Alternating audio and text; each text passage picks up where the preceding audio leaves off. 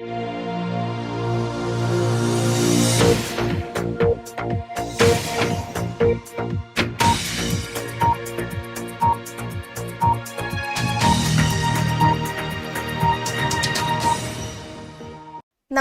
News ടൈമിലേക്ക് സ്വാഗതം. ഞാൻ ഋതിക. നോക്കാം ഇന്നത്തെ പ്രധാന തലക്കെട്ടുകൾ.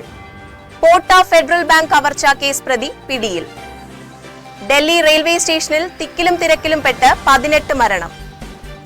കേരളത്തിലെ സ്റ്റാർട്ടപ്പ് മേഖലയെ പ്രശംസിച്ച് ശശി തരൂർ. പ്രതിരോധത്തിലായി UDF. ICC ചാമ്പ്യൻസ് ട്രോഫിക്ക് ഇനി 2 ദിനം കൂടി. വാർത്തകൾ വിശദമായി.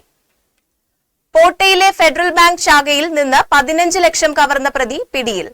പോട്ട ആശാരിക്കാട് സ്വദേശി റിജോ ആന്റണിയാണ് പിടിയിലായത്. വിദേശത്തുള്ള ഭാര്യ അയച്ച പണമെല്ലാം ദൂർത്തടിച്ചുവെന്നും ഇവർ നാട്ടിൽ വരുന്നത് അറിയിച്ചതോടെയാണ് മോഷണത്തിനിറങ്ങിയതെന്നും റിജോ പോലീസിന് മൊഴി നൽകി. ദൂർത്തടിച്ച പണം തിരികെ വെക്കാനായിരുന്നു മോഷണം. ന്യൂഡൽഹി റെയിൽവേ സ്റ്റേഷനിൽ തിക്കിലും തിരക്കിലും പെട്ട് 18 മരണം. പ്രയാഗ്രാജ് സ്പെഷ്യൽ ട്രെയിൻ എത്തിയതുമായി ബന്ധപ്പെട്ട് വന്ന അറിയിപ്പിലെ അനാസ്ഥയാണ് തിരക്കിന് ഇരയാക്കിയത്. തിരക്ക് മുൻകൂട്ടി അറിഞ്ഞിട്ടും ക്രമീകരണം ഏർപ്പെടുത്താതെയിരുന്നതും സഹായമെത്തിക്കാൻ വൈകിയതും മരണകാരണമാണ്. കേരളത്തിന്റെ വികസനത്തെക്കുറിച്ച് വ്യക്തമായി പറഞ്ഞതിന് LDF നേതാക്കളിൽ നിന്ന് പ്രശംസ ഏറ്റുവാങ്ങി തരൂർ. സ്റ്റാർട്ടപ്പ് മേഖലയിലെ കേരളത്തിന്റെ അതിശയകരമായ വളർച്ച എടുത്തുകാണിച്ചാണ് കോൺഗ്രസ് വർക്കിംഗ് കമ്മിറ്റി അംഗം ശശി തരൂർ MPയെ ഭരണകക്ഷിയായ ഇടതുപക്ഷ ജനാധിപത്യ മുന്നണി പ്രശംസിച്ചു. അതേസമയം തരൂരിനെതിരെ കോൺഗ്രസ് നേതൃത്വത്തിന്റെ കടുത്ത വിമർശനം ഉയർന്നു. പാകിസ്ഥാൻ ആതിഥേയത്വം വഹിക്കുന്ന 2025 ICC ചാമ്പ്യൻസ് ട്രോഫി ഏകദിന ക്രിക്കറ്റ് ടൂർണമെന്റ് ബുധനാഴ്ച കറാച്ചിയിലെ നാഷണൽ സ്റ്റേഡിയത്തിൽ ആരംഭിക്കുന്നു.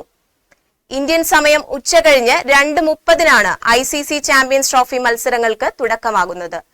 പാകിസ്ഥാനും ന്യൂസിലൻഡും തമ്മിലാണ് ആദ്യ പോരാട്ടം.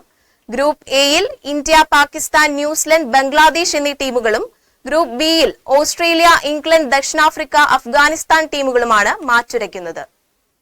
പ്രധാന വാർത്തകൾ ഒരിക്കൽ കൂടി.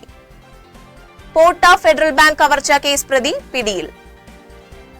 ഡൽഹി റെയിൽവേ സ്റ്റേഷനിൽ തിക്കിലും തിരക്കിലും പെട്ട് 18 മരണം.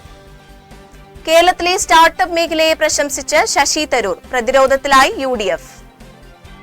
ICC ചാമ്പ്യൻസ് ട്രോഫിക്ക് ഇനി 2 ദിനം കൂടി. ഇതോടുകൂടി വാർത്തകൾ പൂർണ്ണമാകുന്നു.